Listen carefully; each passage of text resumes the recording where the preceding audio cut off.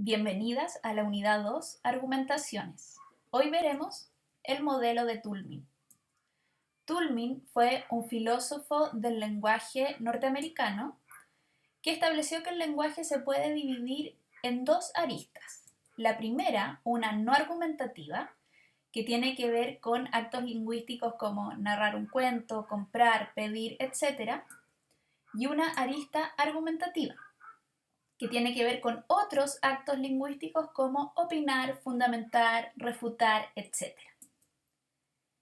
Toulmin se dio cuenta que el modelo anterior, que era el modelo de los silogismos, que estaba vigente desde los griegos hasta el siglo XIX, no funcionaba para todas las clases de argumentaciones que podíamos encontrar en la vida cotidiana. Los silogismos actuaban mediante una estructura de dos premisas que en conjunto concluían otra idea. Por ejemplo, los hombres son mortales, Sócrates es un hombre, por lo tanto Sócrates es mortal. Sin embargo, él se dio cuenta que los argumentos son mucho más complejos que eso y que no todos actúan bajo la misma estructura. Entonces propuso otro modelo donde lo principal es la premisa o tesis que queremos defender y la cadena de argumentos que le van a seguir. En este sentido, Toulmin considera que un argumento es una estructura compleja de datos que involucra un movimiento que parte de una evidencia y llega al establecimiento de una aserción. El movimiento de la evidencia a la aserción va a estar posibilitada por la garantía.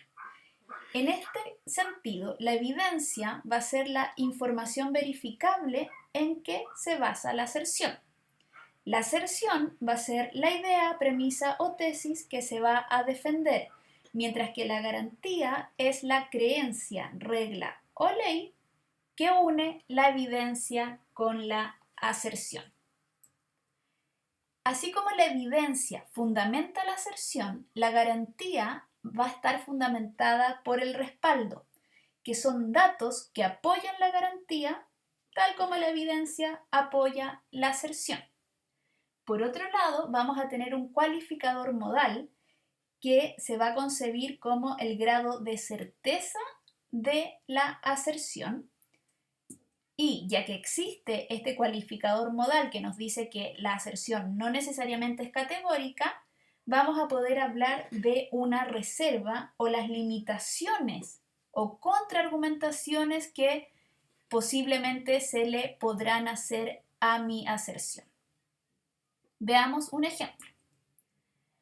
Una aserción sería la siguiente: los resultados de las elecciones posiblemente no serán confiables. Yo puedo tener esa idea porque existe una evidencia que me permite inferir eso. En este caso, que los partidos políticos tradicionales han hecho trampa en todas las elecciones, por ejemplo. Ahora, ¿cómo yo traspaso desde esa evidencia a esa aserción? Bueno, porque existe algo que se llama garantía, que en este caso es una creencia común, respaldada por que la mayoría lo pensamos así. ¿Qué es esta?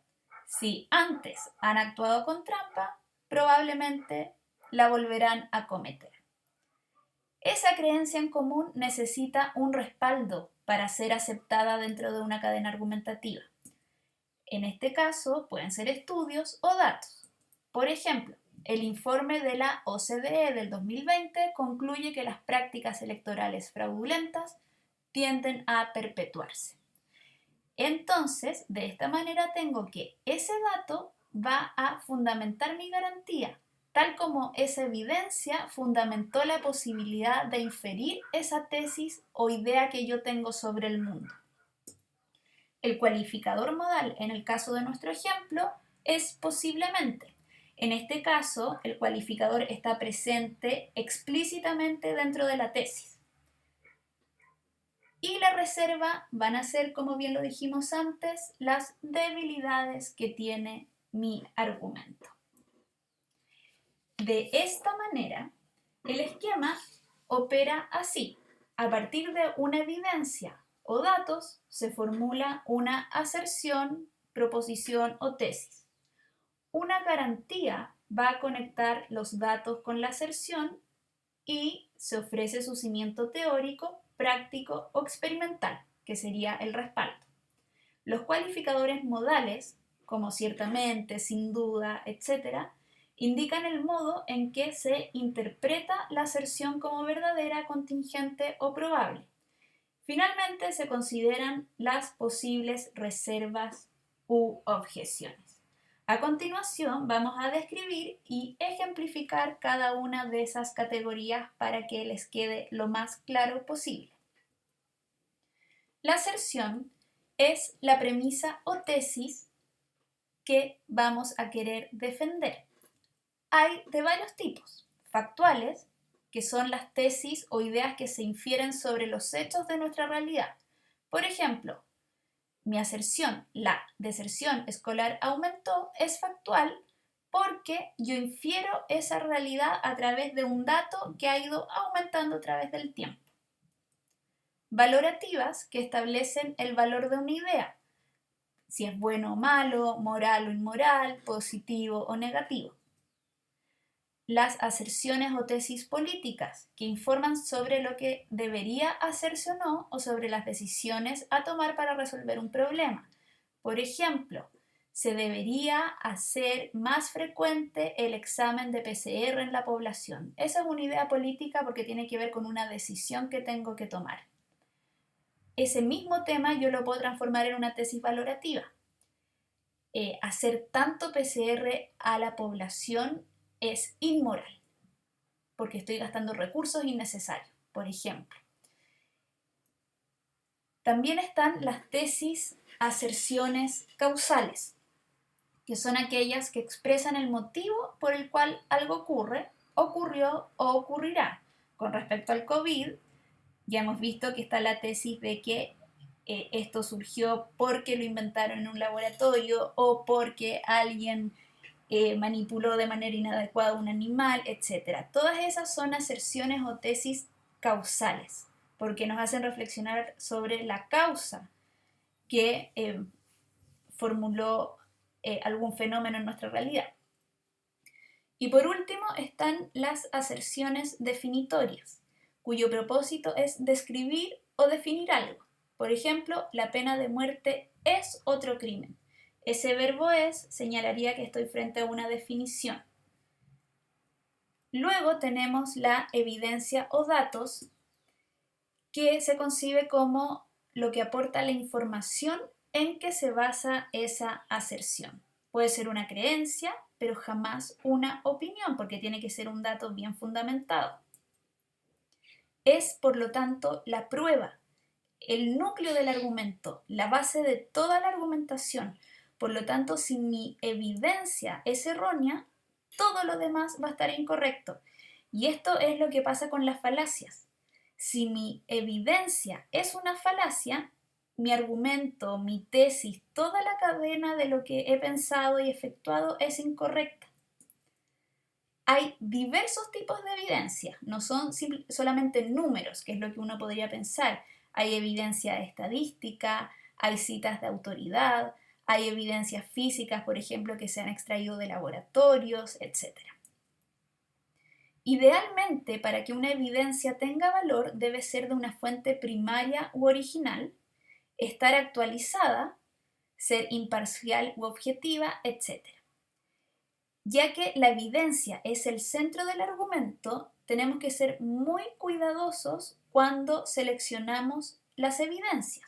Y de hecho, es lo que un buen contraargumentador debe analizar muy bien para destruir el argumento de otro. ¿Cómo entonces evaluar la evidencia? Este cuadro las va a ayudar mucho. Primero, una evidencia tiene que tener un contenido actualizado, es decir, que no sea, por ejemplo, en ciencia del siglo pasado. En humanidades claramente eso se permite mucho más porque hay una noción a la autoridad tradicional, pero en ciencia o en tecnología mi evidencia debe ser muy actualizada. Y por otro lado, la evidencia también tiene que tener un contenido pertinente. Esto es que esté directamente relacionada con la idea que yo quiero defender. Por otro lado está el autor. Si yo voy a citar a alguien, esta persona debe tener experiencia en su campo de investigación, debe tener obras publicadas, un conocimiento evidente sobre el tema y ser una autoridad. No me sirve citar a cualquier persona. Tiene que ser alguien reconocido en el tema que estoy hablando. Luego, el medio en que se difunde la idea que yo voy a citar tiene que tener prestigio editorial. Es muy distinto, si ustedes se fijan, citar un artículo científico de la revista Nature versus algo que yo pueda citar del diario La Cuarta. ¿Ya? Entonces, el prestigio editorial de la fuente es muy importante para evaluar si esa evidencia corresponde o no. Luego, ese medio de difusión debe contener arbitraje, es decir, que el dato publicado haya sido revisado y aceptado por una autoridad en esa disciplina. Por eso, Wikipedia no es un medio de difusión que me sirva para evidencias, porque el arbitraje es muy débil. No hay un editor que esté constantemente borrando contenido o analizando si es correcto o no, actual o no. Al revés de las revistas científicas, por ejemplo, o de un libro que yo sé que hubo gente involucrada en la revisión de ese contenido, en la revisión de la veracidad, etc. Y luego que este medio de difusión sea reconocido por esa sociedad del conocimiento. Si voy a citar una revista médica, tengo que saber que esa revista médica está muy bien valorada para los otros médicos. Lo mismo con los abogados. Si voy a citar una revista o alguna publicación que tenga que ver con derecho, que eso sea un medio validado entre la gente que es experta en el tema. Luego viene la garantía, que como decíamos anteriormente es el puente entre la aserción y la evidencia y brinda la lógica para la transición de la evidencia a la aserción. En general son condiciones generales y usualmente se expresan mediante una regla o ley. Por ejemplo, creencias, la legislación. En el caso de los últimos debates en nuestro país, una garantía a ciertos argumentos puede ser lo que aparece o no en la Constitución, por ejemplo. El respaldo, que va a ser lo que apoya la garantía, es un dato igual que la evidencia, pero mientras la evidencia apoya la aserción, el respaldo va a apoyar la garantía, por lo que será más específico que la evidencia. Pueden ser ejemplos, hechos o datos. En este ejemplo van a poder ver la diferencia entre el respaldo y la evidencia. Por ejemplo, si mi aserción es: la lectura de textos literarios incrementa la capacidad argumentativa de los estudiantes, mi dato o evidencia desde lo que yo puedo inferir esa idea que estoy defendiendo puede ser, por ejemplo, A: los alumnos con buenos hábitos de lectura participan más en discusiones, o B: las alumnas que leen poemas de amor siempre dan opiniones diferentes. Es decir, yo a través de esa evidencia, de ese dato, puedo inferir que la lectura de textos incrementa la capacidad argumentativa. Ahora, entre esa data o evidencia y la aserción tiene que haber una garantía, un puente que una eso. Y en este caso puede ser una creencia ampliamente aceptada. Por ejemplo, la literatura enseña a pensar. Ahora, ¿cómo yo respaldo esa creencia? Bueno, con el respaldo, que en este caso puede ser los trabajos de Rodríguez y Tedesco, afirman que la lectura de textos literarios enseña a resolver problemas y obligan al lector a realizar inferencias profundas que luego transfieren a sus escritos. El cualificador modal, como bien hemos dicho, es el grado de certeza o fuerza que va a tener mi aserción, es decir, qué tan probable es que esa tesis ocurra realmente. Su función, por lo tanto, es establecer la probabilidad de la aserción. Usualmente son adjetivos y adverbios, por ejemplo, quizá, seguramente, siempre, etc. Pero ojo, que a veces también yo puedo inferir el grado de certeza de la tesis según el modo en que fue conjugado el verbo. Fíjense ustedes en este ejemplo, la diferencia entre el futuro y el condicional. Ocurrirá versus ocurriría. Ocurrirá tiene una fuerza mayor de certeza que el condicional ocurriría. Cuando yo no estoy seguro, uso el condicional. Lo mismo pasa con los pretéritos. Ocurrió versus habría ocurrido. ¿Cuál de los dos tiene más fuerza en la aserción? Claramente ocurrió, lo estoy afirmando.